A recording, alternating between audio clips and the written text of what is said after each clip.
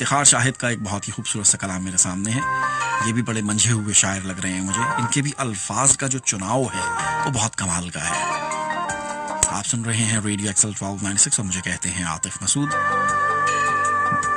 وہ خواب یا خیال ہے میں جان لوں تو کچھ کہوں، جو رنج و ماہ و سال ہے میں جان لوں تو کچھ کہوں.